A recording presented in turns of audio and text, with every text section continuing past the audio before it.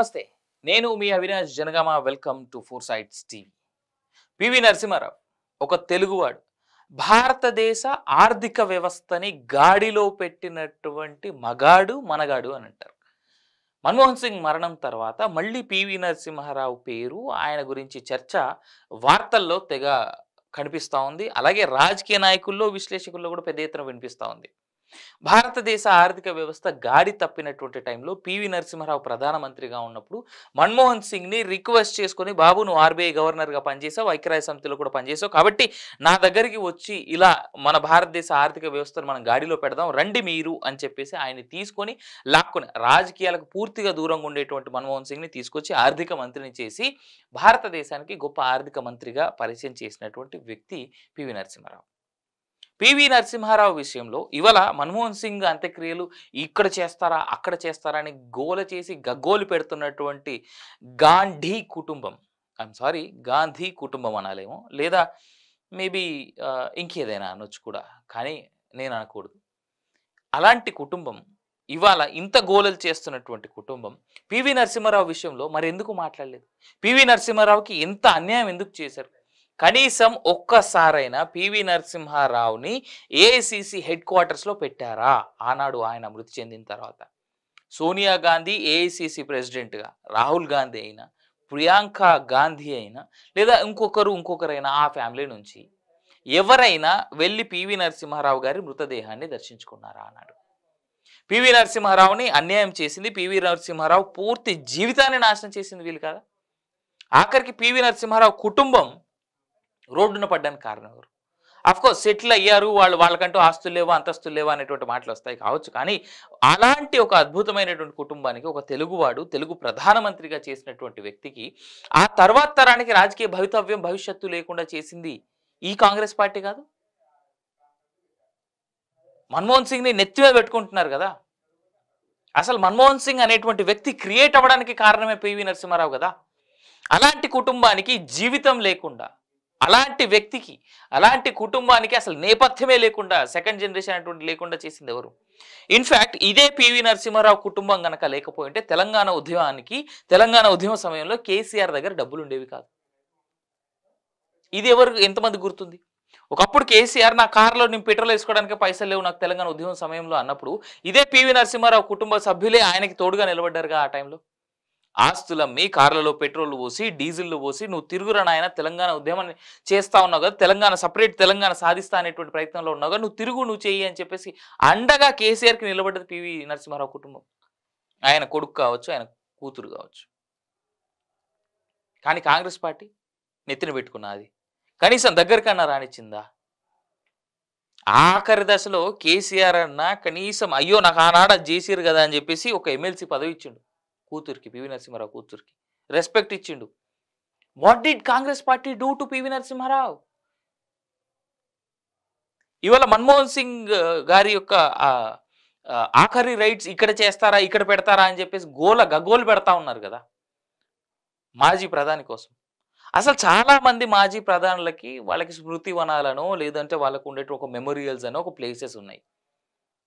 ఇన్నేళ్ళు 60 ఏళ్ళు 50 ఏళ్ల పాటు పాలించినటువంటి కాంగ్రెస్ పార్టీ పివి నరసింహారావు కోసం ఏం చేసింది? సరే, గత 10 ఏళ్ల పాటు అంటే బీజేపీ పార్టీ ఉందనుకుందాం, వాళ్ళకి చిత్తశుద్ధి లేదనుకుందాం, కాంగ్రెస్ భాషలో అసలు కాంగ్రెస్ వాళ్ళు మనుషులే కాదని చూస్తారని అనుకుందాం, బీజేపీలో కాంగ్రెస్ వాళ్ళ భాష ఇది. బట్ వాళ్ళకంటే ముందున్నది ఎవరు? Isn't it the same Congress party which was ruling this country? 10 ఏళ్ల పాటు మన్మోహన్ సింగే ఉన్నాడు. ఇన్ఫాక్ట్ ఆయన ఏం చేసిండు పివి నరసింహారావు కోసం? దొరకబట్టి ఫోన్ చేసుకుని రాత్రి ఫోన్ చేసి, నాయన రా దేశం కోసం మనం కలిసి పనిచేద్దామని చెప్పి పివి నరసింహారావు పిలిస్తే వచ్చిండు మన్మోహన్ సింగ్. ఈ రీజన్స్ కోసం కాదు మన్మోహన్ సింగ్ని రబ్బర్ స్టాంప్ అనేది. కనీసం మన్మోహన్ సింగ్ కూడా ఏం చేయలేదు పివి నరసింహారావు కోసం అని చెప్పేసి. సో ఇంత మాట్లాడుతున్నటువంటి కాంగ్రెస్ పార్టీ, మన్మోహన్ సింగ్ కోసం ఇంత చేస్తామనేటువంటి కాంగ్రెస్ పార్టీ, పివి నరసింహారావు చనిపోతే ఏఐసిసి హెడ్ క్వార్టర్స్కి కూడా పివి నరసింహారావు పార్థివ దేహాన్ని రానివ్వలేదు. ఆ పార్థివ దేహాన్ని దర్శించడానికి కనీసం ఏఐసిసి ప్రెసిడెంట్ కానీ, రాహుల్ గాంధీ కానీ, ప్రియాంక గాంధీ కానీ, లేదంటే ఇప్పుడు మాట్లాడుతున్నటువంటి చాలా మంది so called senior most leaders కానీ పోలేదు. And how many senior leaders from the Congress party do remember when PV Narasimha Rao was died? How many of these leaders went and seen him for the one last time? ఈ ప్రశ్నలకు సమాధానాలు కాంగ్రెస్ పార్టీయే కాదు, కాంగ్రెస్ పార్టీని బలంగా follow అయ్యేటువంటి వ్యక్తులు కూడా ఆలోచించుకోవాల్సినటువంటి అవసరం ఇది. ఎవరు అవకాశవాద రాజకీయాల కోసం వెంపర్లాడుతున్నారని. మాకిక్కడ ఒకరంటే ప్రేమ కావచ్చు, ఒకరంటే హేట్రెడ్ కావచ్చు అని అనుకోవచ్చు గాక. మాకెవరంటే హేట్రెడ్ లేదు, ఎవరంటే ప్రేమ లేదు. మాకున్న బాధల్లా ఒకటి ఏంటంటే, ఒక తెలుగు ప్రధానమంత్రిని, తెలుగు మాజీ ప్రధానమంత్రికి ఇంత అన్యాయం చేసింది కాంగ్రెస్ పార్టీ అని మీకు చెప్పడం కోసం మాత్రమే మా ఈ ప్రయత్నం. ఇవాళ అంతెందుకు, ఇవాళ అసెంబ్లీ స్పెషల్ అసెంబ్లీ పెట్టి అసెంబ్లీ సమావేశాలు కాల్ఫర్ చేసి రేవంత్ రెడ్డి తెలంగాణ అసెంబ్లీ సాక్షిగా ఏదైతే మన్మోహన్ సింగ్కి నివాళులు అర్పిస్తూ పెట్టినటువంటి అసెంబ్లీ ఉందో వి అబ్సల్యూట్లీ రెస్పెక్టెడ్. జరగాలి, ఇలాంటివి జరగాలి. ఇది ఒక మంచి పద్ధతి అని చెప్తా. కేవలం కాంగ్రెస్ లీడర్ చనిపోయాడు కాబట్టి, కాంగ్రెస్ ప్రభుత్వం అధికారంలో ఉంది కాబట్టి ఇలాంటి జరిగిందని అనుకోవద్దు. ఎందుకంటే భారతదేశ మాజీ ప్రధాని నిజంగానే చాలా మంచి చేశాడు అనేటువంటి ఉద్దేశం ఉంది. అతను తీసుకొచ్చినటువంటి రిఫార్మ్స్ కూడా చాలా ఉన్నాయి. ఇన్ఫ్యాక్ట్ మచ్చుతునకి ఒకటి సింపుల్గా ఒకటి చెప్తా చూడండి. భారతదేశంలో 72,000 కోట్ల రుణమాఫీ, రైతు రుణమాఫీ చేసింది మొదటగా మన్మోహన్ సింగే. ఒక ఆర్థికవేత్తగా తన పరిధిలో ఉన్నటువంటి దాంట్లో చేసినటువంటి చాలా అద్భుతమైంది. ఆ తర్వాత నరేగా కావచ్చు, లేదు అంటే రోజువారీ కూలీ విధానం కావచ్చు, ఇన్ఫ్యాక్ట్ ఆధార్ కార్డులు వచ్చింది కూడా ఆయన హయాంలోనే. సో కాబట్టి మన్మోహన్ సింగ్కి ఇలాంటివి చేయడం తప్పలేదు. కానీ అసలు పూర్తిగా ఈ ఈ పరిస్థితి రావడానికి కారణం కూడా ఆనాడు పివి నరసింహారావు గవర్నమెంటే కదా, ఆనాడు ప్రధానమంత్రిగా పివి నరసింహారావు ఉన్నప్పుడు తీసుకున్నటువంటి రిఫార్మ్సే కదా.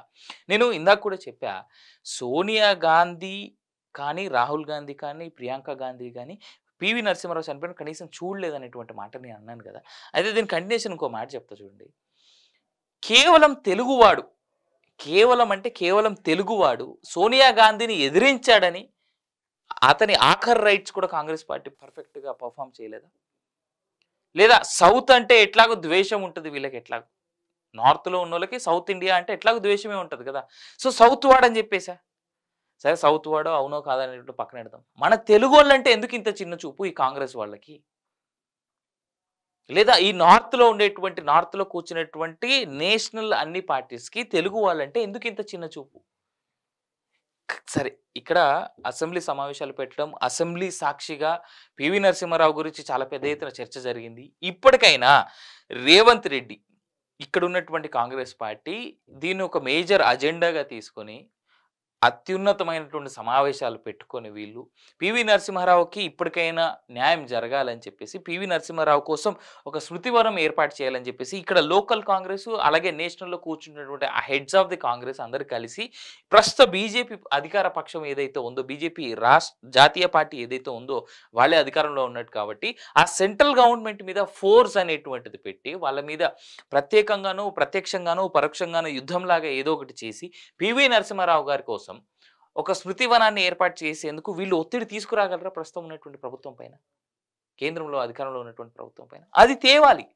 అప్పుడే కదా భారతదేశానికి దిక్సూచిగా మార్గదర్శకంగా ఉన్నటువంటి ఎవరెవరైతే భారతదేశాన్ని గాడిలో పెట్టినటువంటి మహోన్నతమైనటువంటి నేతలు ఉన్నారో వాళ్ళందరికీ ఎంతో కొంత రెస్పెక్ట్ ఇచ్చుకున్నట్టుగా అవుద్ది. It has to happen, isn't it?